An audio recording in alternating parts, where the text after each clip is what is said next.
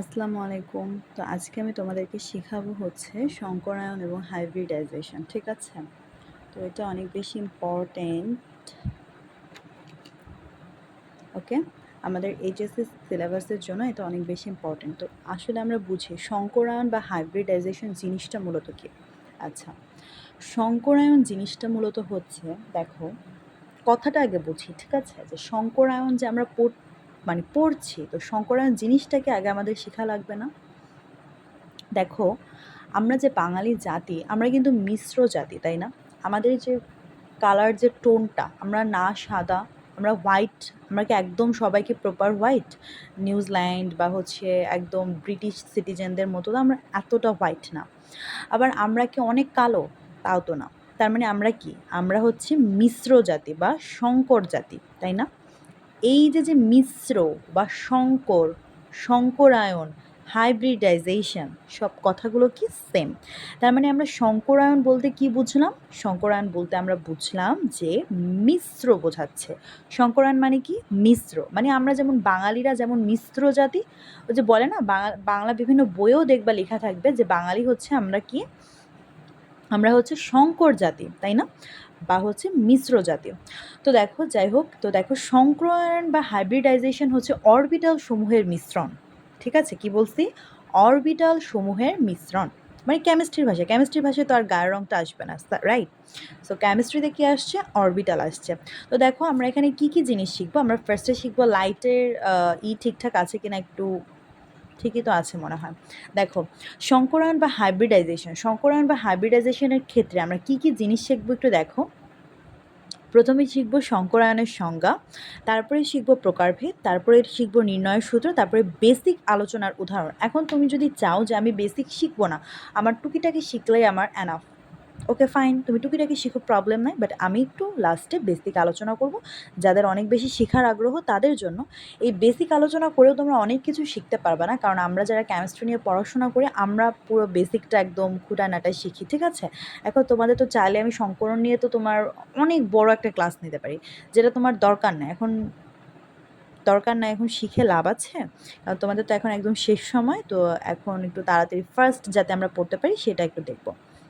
So যাই হোক, দেখো এখানে আছে সংকরায়ন বা হাইব্রিডাইজেশনের সংজ্ঞা। সংকরায়ন বা হাইব্রিডাইজেশনের সংজ্ঞার ক্ষেত্রে ফার্স্টে দেখো এখানে কি লিখছি।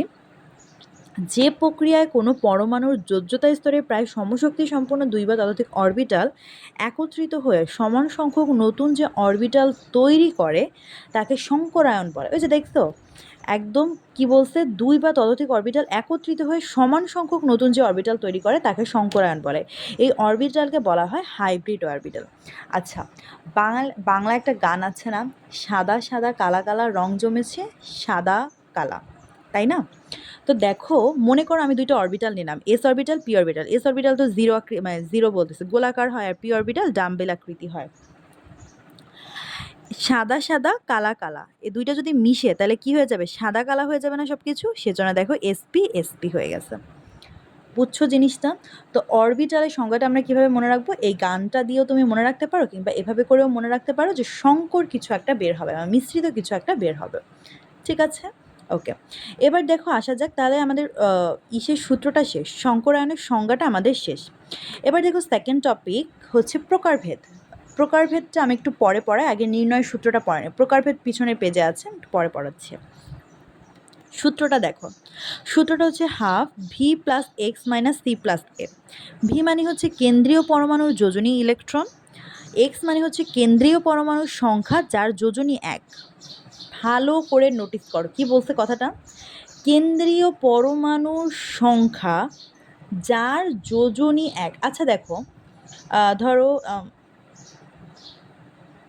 আমি একটা মিথানলের সংকেত আঁকলাম, মানে আমি এমনিতে আমার মন চাল আমি মিথানলের সংকেত আঁকলাম, কেন? উদাহরণ দেওয়ার জন্য। দেখো একটা জিনিস, এখানে কেন্দ্রীয় পরমাণু তাকে বলে যার যোজনী সব থেকে বেশি হয়।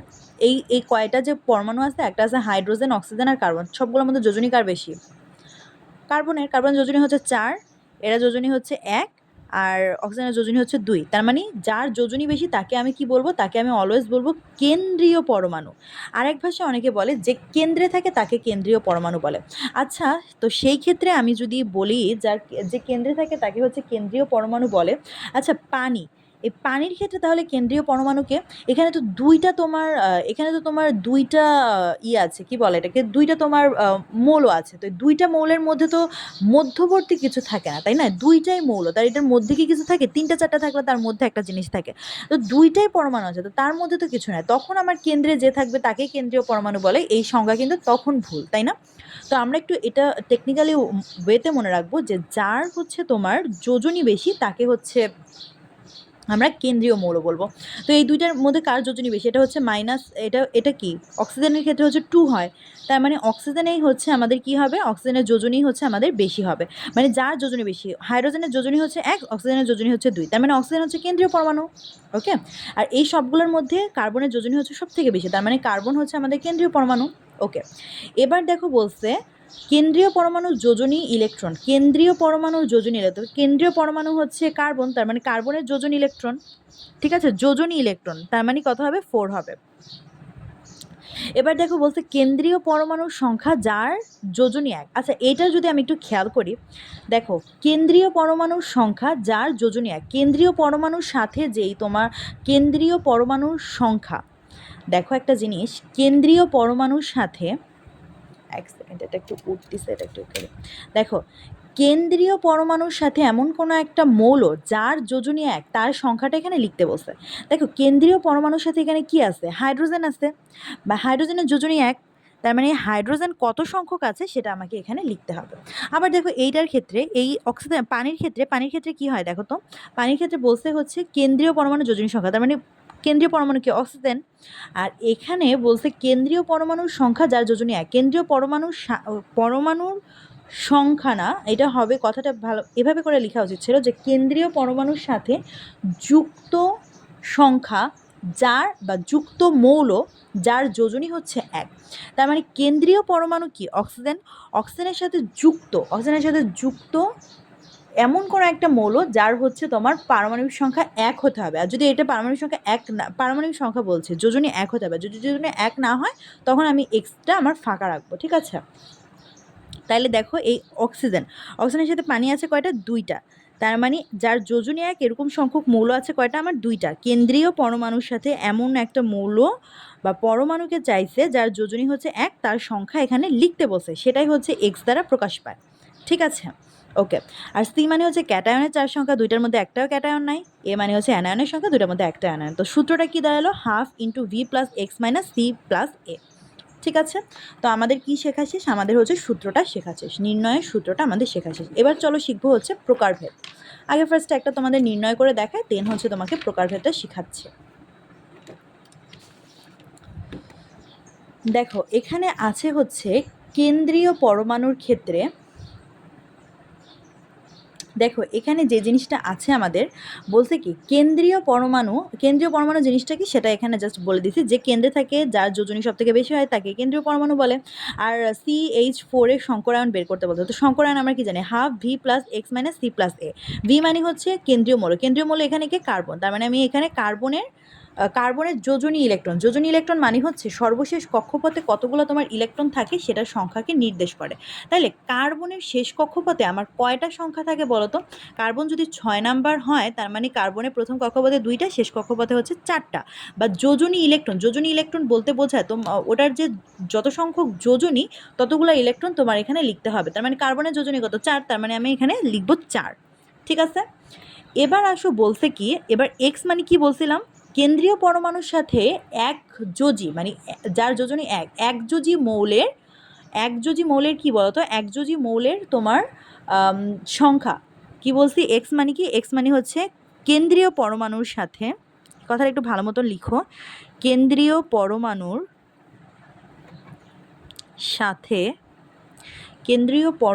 সাথে যুক্ত একযোজি মৌলের সংখ্যা। কেন্দ্রীয় পরমাণুর সাথে সংযুক্ত বা যুক্ত একযোজি মৌলের পরমাণু সংখ্যা, তার মানে এখানে একযোজি মৌল তো আছে তাই না, হাইড্রোজেন। তো হাইড্রোজেনের কয়টা সংখ্যা দেওয়া আছে দেখো তো, 4টা, তাহলে মানে আমি এখানে 4 লিখবো। আর ক্যাটায়ন অ্যানায়ন নাই, তার মানে -C+A। ওকে, তার মানে দেখো এটা আমি ক্যালকুলেট করলে কি আসে, 8/2 = 4। এবার দেখো 4 মানে আমি sp2 কেন দিছি। আচ্ছা, আমরা প্রকারভেদ পড়ার সময় শিখবো যে সংকরায়ন মূলত 5 টাইপের হইতে পারে। একটা এসপি, একটা এসপি স্কোয়ার, একটা হচ্ছে এসপি কিউব, একটা হচ্ছে এসপি কিউব ডি, আর একটা হচ্ছে এসপি কিউব ডি স্কোয়ার। এই 5 টাইপের হইতে পারে, ঠিক আছে। তার মধ্যে যদি সে এসপি হয়, মানে 2, আমাদের যদি সংকরায়নের বের করে যদি 2 হয় তাহলে আমি এসপি লিখবো, 3 হলে এসপি স্কোয়ার লিখবো, 4 হলে এসপি কিউব লিখবো, 5 হলে এসপি কিউব ডি লিখবো, 6 হলে এসপি কিউব ডি স্কোয়ার লিখবো। যেহেতু আমাদের 4 বের হয়েছে সেজন্য আমি কি লিখবো, এসপি কিউব। বোঝা গেছে? তার মানে কিন্তু আমরা কাইন্ড অফ প্রকারভেদও শিখে গেলাম, প্রকারভেদও শিখা শেষ। বাকি রইল বেসিক আলোচনার উদাহরণ। দেখো অনেক সহজ কিন্তু, তাই না? হাইব্রিডাইজেশন যে খুব কঠিন তা না, একটু বেসিকটা বুঝতে গেলে আর কি একটু তোমাদের কঠিন লাগতে পারে, তা বাদে বাদ বাকি সবই সহজ। দেখো বেসিক হচ্ছে তোমাদের, ধরো আমি মিথেনের ক্ষেত্রে এখানে বোঝাইছি, মিথেন হচ্ছে মিথেন যোগে কেন্দ্রীয় পরমাণু হচ্ছে সি এর 4টি হাইড্রোজেন যুক্ত হয়ে, দ্যাটস ওয়াই সি এর কমপক্ষে 4টি আনপেয়ার্ড বা অযুগ্ম ইলেকট্রন থাকতে হবে। দেখো এখানে ফার্স্ট আমাদের কেন্দ্রীয় পরমাণু খুঁজতে হবে। কেন্দ্রীয় পরমাণু এখানে কি আছে, কেন্দ্রীয় পরমাণু এখানে আছে কার্বন। কার্বনের সাথে কয়টা হাইড্রোজেন যুক্ত আছে দেখো তো, 4টা হাইড্রোজেন যুক্ত আছে না, দ্যাটস ওয়াই কার্বনের কমপক্ষে তোমার 4টি আনপেয়ার্ড ইলেকট্রন থাকতে হবে। মানে তোমার কেন্দ্রীয় পরমাণুর সাথে যত সংখ্যক একযোজি সংখ্যক মৌল থাকে তত সংখ্যক তোমার কেন্দ্রীয় পরমাণুর আনপেয়ার্ড বা অযুগ্ম ইলেকট্রন থাকতে হবে। কথাটা বোঝা গেছে? কারণ অযুগ্ম যদি তুমি না থাকো, তোমাদের আমি একটা কথা বলি, অযুগ্ম যদি তুমি না থাকো তোমার সাথে একজন যুক্ত হবে কিভাবে বলো তো? তুমি যদি অযুগ্মই না থাকো তাহলে তোমার সাথে একজন যুক্ত হবে কিভাবে? সেজন্য এখানে এইটার সাথে এটা যুক্ত হইতে গেলে, সংকর হইতে গেলে, মিশ্রণ হইতে গেলে অবশ্যই এটার সাথে এটা যদি মিশ্রণ হতে যায়, আমার এই কার্বনের সাথে আমার 4টা অযুগ্ম ইলেকট্রন আমার থাকতে হবে। নাহলে 4টা হাইড্রোজেন এসে কি হুদায় এখানে কি ঘুরে চলে যাবে? না, ও তো এখানে মিশ্রিত হতে আসছে। তার মানে আমার কি করতে হবে, অবশ্যই 4টা ইলেকট্রন আমার, 4টা ইলেকট্রন না, 4টা হচ্ছে তোমার অযুগ্ম ইলেকট্রন আমার থাকতে হবে, ঠিক আছে। তার মানে দেখো প্রথমে কার্বন থেকে 3টে স্টেজ আমাদের পাড়ি দিতে হবে। আর এখানে একটা কথা মিসিং গেছে, সেটা হচ্ছে আমি বলছি 4টি হাইড্রোজেন পরমাণু যুক্ত হয়েছে, দ্যাটস ওয়াই কার্বনের কমপক্ষে 4টি আনপেয়ার্ড বা অযুগ্ম ইলেকট্রন থাকতে হবে। এখানে হাইড্রোজেন না থেকে যদি অন্য কোনো কিছু একটা থাকতো আমি সেটাই লিখতাম। সবসময় একযোজি মৌল থাকবে এটা তো কোনো মানে হয় না, তাই না? এখানে আমি যে কথাটা বলছিলাম একযোজি মৌল না, এখানে হাইড্রোজেন না থেকে অন্য কিছু থাকতে পারতো। সবসময় যে একযোজি থাকবে সেটার কোনো মানে হয় না। তো দেখো, বাট যতটাই যুক্ত থাকুক কেন্দ্রীয় পরমাণু ততটা অযুগ্ম ইলেকট্রন থাকতে হবে, ঠিক আছে। এবার দেখো তোমার এখানে যেহেতু কার্বন আছে, কার্বনকে 3টে স্টেজ পাড়ি দিতে হবে। সংকরায়ন হাইড্রোজেনের সাথে মিশ্রিত হতে গেলে কার্বনকে 3টে স্টেজ পাড়ি দিতে হবে। প্রথমে তো স্বাভাবিকভাবে কোনো একটা মৌল নর্মাল অবস্থায় থাকে, তারপর তাকে এক্সাইটেড হইতে হবে। এক্সাইটেড হলেই সে কী হইতে পারবে, সংকরিত হইতে পারবে বা মিশ্রিত হইতে পারবে। ওকে, তাহলে চলো আমরা দেখি কিভাবে হইলো। প্রথমে এখানে দেখো নর্মাল স্টেজ, তারপর এক্সাইটেড স্টেজ মানে কি, কোনো মৌল শিফট করে লোয়ার অরবিটাল হতে হায়ার অরবিটালে আনপেয়ার্ড ইলেকট্রনের জন্য। মানে দেখো অযুগ্ম ইলেকট্রন না থাকলে, তুমি যদি সিঙ্গেল না থাকো তোমার সাথে কেউ এসে তো ডাবল হবে না এমনি, তাই না? তো সেজন্য তোমাকে সিঙ্গেল থাকতে হবে। তো সেজন্য তোমাকে এক্সাইটেড হতে হবে নর্মাল থেকে, যাতে তুমি হচ্ছে লোয়ার অরবিটাল থেকে হায়ার অরবিটালে যেতে পারো অযুগ্ম ইলেকট্রনের জন্য।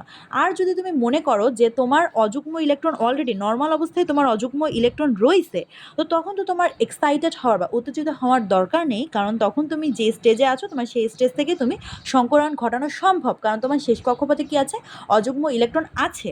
বাট দেখো সাধারণভাবে যদি না থাকে সেটা তখন আমাদের কী হতে হয়, এক্সাইটেড মুভমেন্টটা আমাদের ক্রিয়েট করতে হয়। তো দেখো বলছে যে প্রয়োজন না হলে নর্মাল স্টেজে ইলেকট্রন বিন্যাস থাকবে, এক্সাইটেড করার দরকার হবে না, ঠিক আছে। নর্মাল স্টেজে যা থাকবে এক্সাইটেড স্টেজ লিখে তুমি সেটাই হচ্ছে তুমি কপি পেস্ট করে দিবা, ঠিক আছে। বাট যদি তোমার হচ্ছে নর্মাল স্টেজে অযুগ্ম ইলেকট্রন না থাকে তখন তোমার উত্তেজিত করে অযুগ্ম ইলেকট্রন করতে হবে, নাহলে তো তুমি কাউকে আনতে পারবে না, তুমি সংকরণ ঘটাইতে পারবে না, রাইট। আচ্ছা দেখো মিথেনে একটা জিনিস খেয়াল করো, এই যে মিথেন যে কথাটা লিখছি, এই মিথেনে আছে হচ্ছে আমার কার্বন 6 নম্বরে আছে, এখানেও 6 নম্বরে আছে, এখানেও 6 নম্বরে আছে। যাই হোক, তো কার্বনের পারমাণবিক সংখ্যা তো 6, তাই না? তো দেখো কার্বনটাকে আমি যদি ফার্স্টে ভাঙি, নর্মাল স্টেজে যদি প্রথমে ভাঙে, কার্বনটাকে আমি ফার্স্টে ভাঙলাম, ওকে। তো কার্বনটাকে আমি ভাঙার পর দেখো পি কিন্তু আমি 3টা জানি, পি এর অরবিটাল কয়টা জানি, হুন্ডের নীতি অনুসারে আমরা জানি পি 3 ধরনের, একটা হচ্ছে 2px 2py আর একটা জানি 2pz, রাইট। তো আমি এখানে 2px 2py 2pz যদি ভাঙি তাহলে আমি একটা দুইটা ইলেকট্রন দুইটা এখানে দিলাম, আর জেড কিন্তু খালি থাকে। বাট দেখো আমাকে বলছে, আমি কি বলছে, যেহেতু 4টা হাইড্রোজেন আছে তার মানে আমার কার্বনের 4টা অযুগ্ম ইলেকট্রন থাকতে হবে, বাট আছে কয়টা, 2টা অযুগ্ম ইলেকট্রন আছে। অযুগ্ম মানে কি, সিঙ্গেল 2টা ইলেকট্রন আছে। এখন দেখো আমি যদি এক্সাইটেড মোমেন্ট ক্রিয়েট করে আমি যদি এই লোয়ার অরবিটালকে হায়ার অরবিটালে পাঠাই, কোনো সমস্যা আছে? কোনো সমস্যা নাই। কেন? কারণ যাতে করে আমি sp3 বানাইতে পারি। তো সেজন্য আমি 1 থেকে মানে এইটারে আমি এইখানে পাঠাই দিলাম এক্সাইটেড করে। তাহলে দেখো কি হচ্ছে, আমার 4টা অযুগ্ম ইলেকট্রন হয়েছে না, 1টা 2টা 3টা 4টা, তার মানে 4টা হাইড্রোজেন কি এখন আমার এর মধ্যে ইনপুট করা কি সম্ভব? অবশ্যই সম্ভব। সেই জন্য মানুষ হচ্ছে বা আমরা কি করি, উত্তেজিত করি বা এক্সাইটেড স্টেজ ক্রিয়েট করি, ওকে। এবার দেখো তার মানে আমাদের শঙ্কর অরবিটালটা কি হচ্ছে, এই যে আমাদের মানে এটা যে পাঠাইলাম, পাঠানোর পর কিন্তু একটা হাইব্রিড একটা ভাব হয়েছে, মানে একটা শঙ্কর একটা ভাব হয়েছে, মানে এইটা ওরা শেয়ার করলো, তার মানে কি একটা শঙ্কর ভাব হয়েছে না? তো এইটা এখন দেখো কি হয়েছে আমার জিনিসটা, এটা হয়েছে আমার হচ্ছে এস একটা পি 3টা, সেজন্য আমি কি লিখছি sp3। এবার বুঝতে পারছো মিথেনে কেন আমাদের sp3 অরবিটাল হয়েছিল? এই দেখো আমরা sp3 তো বের করছি সূত্র দিয়ে, বাট আসলে কেন sp3 হয়েছিল বুঝছো এবার sp3টা কেন হয়েছিল? ওকে দেখো এবার আমরা কি করব, কার্বনে দেখো এই 2s এর জন্য আমাদের sp3, 2p এর জন্য আমাদের sp3, এটার জন্য sp3, এটার জন্য sp3, মানে সবগুলোর অরবিটালের জন্যই তো আমাদের sp3, তাই না? সবগুলোর জন্যই তো আমি sp3 পাইছি, তার মানে এটা মানে sp3, এটা মানে sp3, এটা মানে sp3, এটা মানে sp3, তো এগুলোর জায়গায় আমি sp3 লিখলাম। আর হাইড্রোজেন মানে কত, হাইড্রোজেন মানে হচ্ছে 1s, মানে হাইড্রোজেনকে ভাঙো কত হয়, 1s 1, 4টা হাইড্রোজেন আমি লিখলাম। তো দেখো মিথেন অণুটা সাধারণত, মানে এগুলো আসলে হায়ার স্টাডিজের পড়াশোনা, তারপর তোমরা একটু শিখে রাখো যদি তোমাদের কৌতূহল লাগে। আমরা জানি কোনো কিছু, এগুলো তোমরা যেহেতু ইটা স্কিপ করছো, অর্গানিকটা স্কিপ করছো এইচএসসিতে, তো তুমি অনেক কিছু মিস করবা, ঠিক আছে, এটাই স্বাভাবিক। তো দেখো এই হাইড্রোজেনের সাথে এই কার্বনের এই অরবিটালগুলো কি করবে বলো তো, কার্বনের সাথে এই অরবিটালগুলো আমাদের সিগমা বন্ধনের মাধ্যমে যুক্ত হবে। কি বলছি? সিগমা বন্ধনের মাধ্যমে কার্বনের সাথে আমাদের কি হবে, যুক্ত হবে, ঠিক আছে। কারণ দেখো আমরা কি জানি, কোনো কিছু সিগমা বন্ধন তখনই হয় যখন তার মধ্যে একক বন্ধন বিদ্যমান থাকে। এই মিথেনটা যদি তুমি ভাঙো তাহলে কি পাবা, তুমি 4টা হাত পাবা, সবগুলো কিন্তু সিঙ্গেল বন্ড আছে, সিঙ্গেল বন্ড থেকে হাইড্রোজেনগুলো কি হয়েছে, সিগমা বন্ড গঠিত হয়েছে। এই সবগুলোর সাথে কি হয়েছে, সিগমা বন্ধন গঠিত হয়েছে, ঠিক আছে। আরো ভালো করে অরবিটালের চিত্র যদি আঁকতে চাও,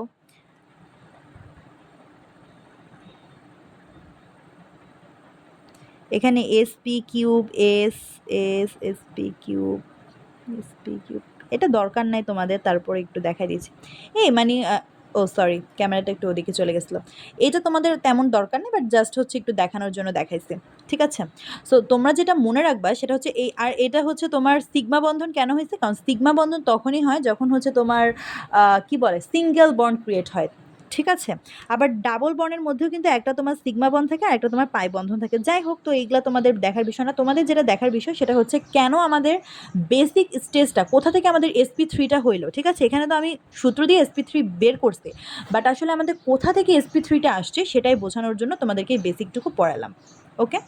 তো সংকরায়ন অত কঠিন জিনিস না, ইনশাল্লাহ অত কঠিন কিছু হবে না, ঠিক আছে, ভালো মতনই শিখবা। ভালো থাকো তাহলে, আর ক্লাসটা কখন আপলোড হবে আল্লাহ পাকি ভালো জানে, বাট হয়ে যাবে মনে হয় তাড়াতাড়ি। আচ্ছা ঠিক আছে, ভালো থাকো, আল্লাহ হাফেজ।